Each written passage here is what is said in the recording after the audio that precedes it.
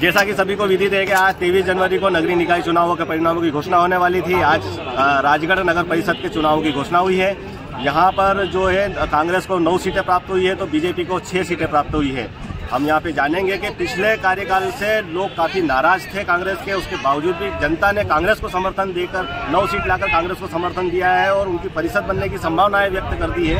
तो ऐसी स्थिति में यहाँ पर हम जानेंगे, यहाँ पे कांग्रेस के ब्लॉक कांग्रेस अध्यक्ष रघुनंदन जी शर्मा हमारे साथ मौजूद हैं। क्या कुछ उनकी रणनीतियाँ रही और किस प्रकार से उन्होंने बीजेपी को जो है चारों खाने चित करने की तैयारी की थी, जिसके कारण से इस प्रकार की परिस्थितियाँ निर्मित हो पाई है।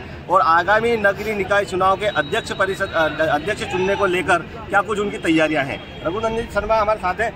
क्या तैयारियाँ रही आपकी और किस प्रकार की रणनीतियाँ तैयार की आपने? हमने हमारे क्षेत्र के विधायक प्रताप ग्रेवाल जी के साथ बैठकर नगर परिषद चुनाव को लेकर रणनीति बनाई और उस रणनीति में हम सफल हुए।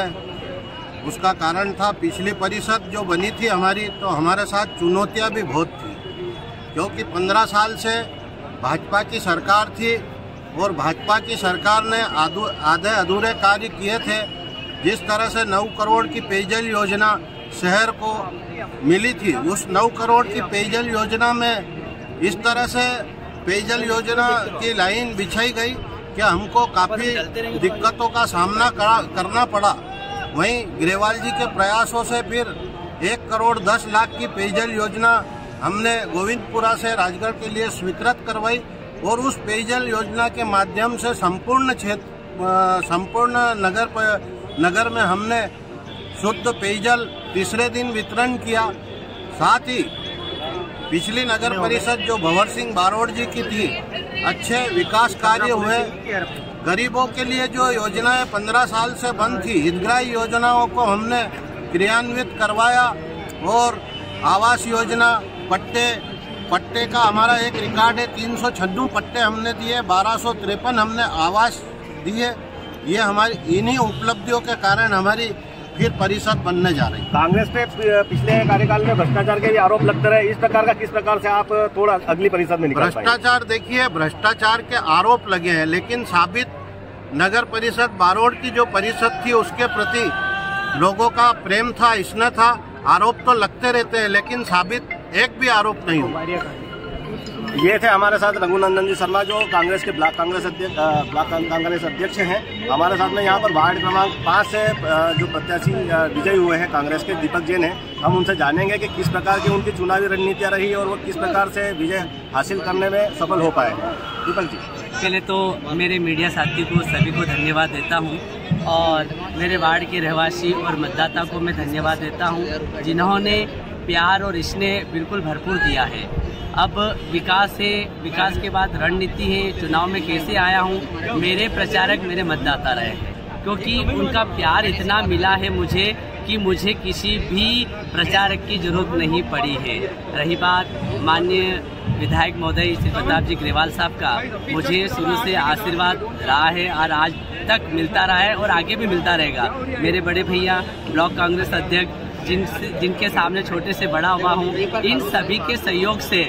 और सबसे बड़ी बात यह है कि जो एक ताकत मिली है मुझे, वो मेरे मीडिया कर्मियों की मिली है, क्योंकि मैं भी एक मीडिया कर्मी हूँ और मेरे सभी साथियों ने मुझे जो एक प्लान बना के दिया था, जिस हिसाब से काम करने की तैयारी उन्होंने दी थी, मैं आज उन्हीं की बदौलत से आपके और जनता के बीच में हूँ। वार्ड के कुछ विकास कार्यों में जैसे कॉलोनी विकास का सबसे बड़ा मुद्दा रहा है आपके वार्ड में, इस मुद्दे को का जो हल आप करेंगे वो किस प्रकार से कर पाएंगे? ये हल नगर परिषद के माध्यम से होगा, यह हल शासन प्रशासन के माध्यम से होगा और पूरी शिद्दत के साथ, पूरी ईमानदारी के साथ मैं वार्ड क्रमांक 5 के लिए कार्य करूंगा। जो भी समस्या है उसका निराकरण में तत्काल करवाने की कोशिश करूंगा।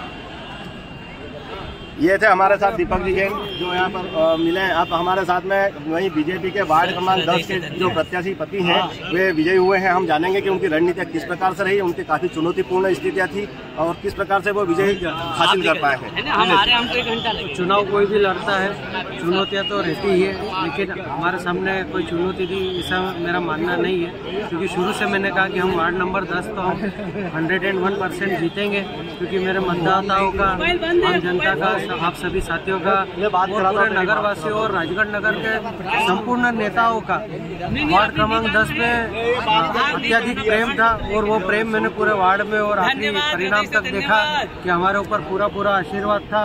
और उन सभी के आशीर्वाद और इतने असीम प्रेम की वजह से ही हम वार्ड क्रमांक 10 से अच्छे वोटों से विजयी हुए हैं। और मैं सभी मतदाताओं का, सम्माननीय उद्योग मंत्री श्री राज्यवर्धन सिंह जी दत्तीगांव जी का, सांसद जी का, भारतीय जनता पार्टी संगठन का, भाजपा कार्यकर्ताओं का, मेरे साथियों का जो चुनाव में लगे हुए थे, आप सभी साथियों का दिल से आभार व्यक्त करता हूं। और आगे भी इसलिए बना रहे। और हमें खेद है कि हम परिषद की गिनती तक पहुंच नहीं पाए, तो कहीं न कहीं जीत से ज़्यादा मुझे व्यक्तिगत यह टीस है कि हम जो है परिषद बहुमत तक 2-1 सीट से हम कम रह गए हैं। इसका बहुत ज़्यादा खेद है। मध्य प्रदेश में भाजपा के शासन है, फिर भी हम नगर विकास के लिए मिलकर पूर्ण रूप से सभी साथियों के साथ मिलकर प्रयास करेंगे। भाजपा की सीट कम आने का कारण आप क्या समझते हैं? क्या किसी की चाणक्यगिरी का जो गलत उपयोग हुआ है या और कुछ? भाजपा की सीट कम आने का तो आकलन जो है राजगढ़ नगर के मतदाता, राजगढ़ नगर के आप सभी पत्रकार साथी और ये सभी विश्लेषण करके बताएंगे कि इतनी अच्छी परिस्थितियों में, जिसमें हम अगर 15 में से 15 सीटें भारतीय जनता पार्टी राजगढ़ में जीत सकती है, लोकसभा में, विधानसभा में हम राजगढ़ में लीड करते हैं और नगर परिषद में हारते हैं, तो हमें आकलन करना चाहिए, पार्टी को आकलन करना चाहिए कि ये कमी कहाँ पर रही है और क्यों रही है और किस वजह से रही है। नहीं तो आज हमारी भारतीय जनता पार्टी की परिषद राजगढ़ में नहीं मानी जा रही थी और मतदाताओं का भी यही मन था कि भाजपा की परिषद राजगढ़ में बने। लेकिन हम क्यों रह गए? और जिन लोगों ने भी ये काम किया है उन्हें भी सोचना चाहिए कि पार्टी को जो नुकसान हुआ है उस पर भी हमें विचार करना चाहिए। ये थे हमारे साथ नीलेश जी सोनी, जिनकी धर्मपत्नी वार्ड क्रमांक 10 से विजयी हुई हैं और उसके बावजूद भी उन्हें अभी पूरी तरह से खुशी नहीं हो पा रही हैं।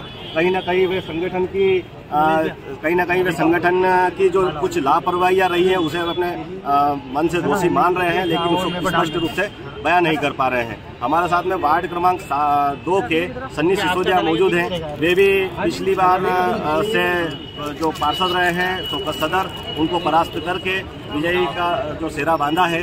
तो हम उनसे जानेंगे कि उनके वार्ड के प्रति और उनके वार्ड वासियों के प्रति उनके क्या भाव रहेंगे और किस प्रकार से आगामी समय में वो समाज सेवा करके और अपने करियर को चमका पाएंगे। मैं सन्नी सिसोदिया, वार्ड क्रमांक 2, कांग्रेस प्रत्याशी। क्या कुछ मुद्दों का हल कर पाएंगे आप? पूरे 5 साल जनता के लिए समर्पित रहूँगा। पूरे 5 साल जनता को दूंगा अपने 24 घंटे, हर एक घंटा, हर एक पल में जनता को देने का प्रयास करूँगा और उनके लिए कार्य करने का प्रयास करूँगा। जैसा कि आपने पहले बताया था कि वार्ड में आप कार्यालय खोलेंगे, 1 तारीख से 5 तारीख के बीच में लोगों की समस्या सुनेंगे और 30 तारीख के पहले उसका निराकरण कर देंगे। पूरे 1 तारीख से 30 तारीख तक मैं पूरे जनता के बीच में रहूँगा, जनता की समस्या सुनूंगा और उसका निराकरण करूँगा। जीत मेरे युवा साथी, युवा कार्यकर्ताओं की जीत है और मैं भाई बलराम का भी बहुत बहुत धन्यवाद और आभार व्यक्त करता हूँ, उन्होंने मुझे समर्थन दिया। वार्ड क्रमांक 6 में काफ़ी कुछ दिक्कतें थी सड़क और नाली को लेकर, इनके लेके आपके प्रयास क्या रहेंगे और किस प्रकार की आपकी रणनीति रहेगी? मैंने वार्ड की जनता से वादा किया है, रोड, नाली, पानी और बिजली, इन 4 मुद्दों को लेकर हमने चुनाव लड़ा और हमें ये जीत हासिल हुई है। मैं जितने भी वादे किए हैं उसमें खरा उतरूँगा और सभी का बहुत बहुत धन्यवाद। मैं वार्ड नंबर 14 से भाजपा की तरफ से जीत से बोल रहा हूँ और हमारी मतदाताओं को सबका अभिवादन करना चाहता हूँ जिन्होंने हमको चुना है बीजेपी के लिए। काफ़ी सहयोग रहा, उम्मीद से ज़्यादा वोट हमको मिले हैं वहाँ से, तो इसलिए एक बार फिर से तहे दिल से जनता का अभिवादन करता हूँ। इस प्रकार से यहाँ पर जो परिस्थितियाँ बनी हैं, 9 वार्डों में जो है कांग्रेस विजयी हुई है और 6 वार्ड में भाजपा विजय हासिल कर पाई है। निर्दलीय प्रत्याशी कहीं से भी विजयी नहीं हो पाए हैं और जश्न का माहौल है, लोगों में, मतदाताओं में उत्साह है और वे जुलूस निकालने की तैयारियां भी कर रहे हैं। आगे के लिए आगे की अपडेट हम देते रहेंगे। राजगढ़ से शैलेंद्र पवार।